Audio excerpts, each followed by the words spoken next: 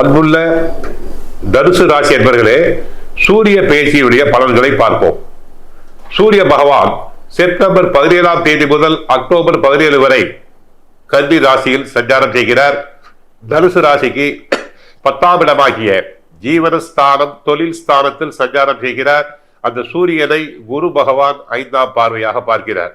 ஏற்கனவே கன்னி ராசியில் கேது பகவான் இருக்கிறார், சுக்கிர பகவானும் இருக்கிறார்.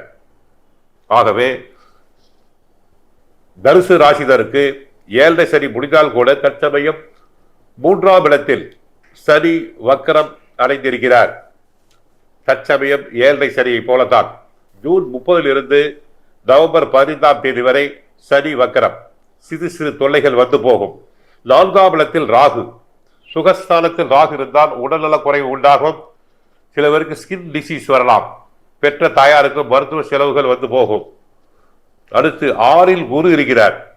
6இல் குரு இருந்தால் வற்றாத ஜீவ நதியும் வற்றும் என்போம். ஆகவே கடன் ஸ்தானம், நோய் ஸ்தானம், எதிரி ஸ்தானத்தில் குரு பகவான் இருப்பதால் பணத்தை கைப்பணத்தை எண்ணி எண்ணி செலவு செய்யுங்கள். சிக்கனம் தேவை. 7ஆம் இடத்தில் செவ்வாய் இருக்கிறார்.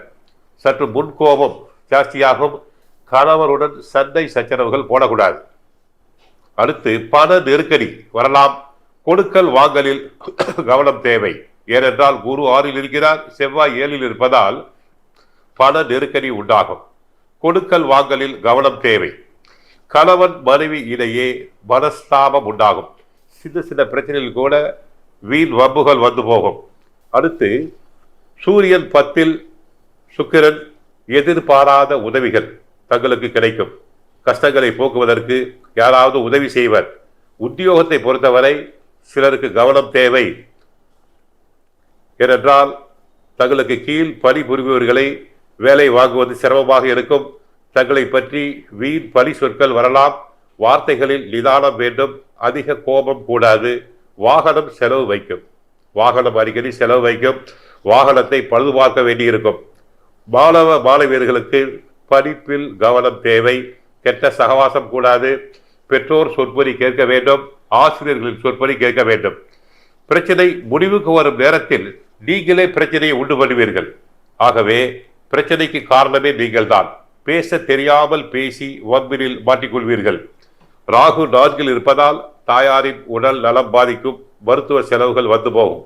வாகனம் ஓட்டும் போது கவனமாக இருக்க வேண்டும். இரவு நேர பயணத்தை தவிருங்கள். கோவிலுக்கு சென்றால் குரு பகவானையும் தட்சிணாமூர்த்தியையும் வழிபடுங்கள். தங்கள் கஷ்டங்கள் அனைத்தும் குறையும். முடிந்தால் திருச்செந்தூர் சென்று திருச்செந்தூரில் உள்ள முருகனை கடலில் நீராடி விட்டு முருகனை தாங்கள் வழிபடலாம். மற்றபடி வாழ்க வளமுடன்.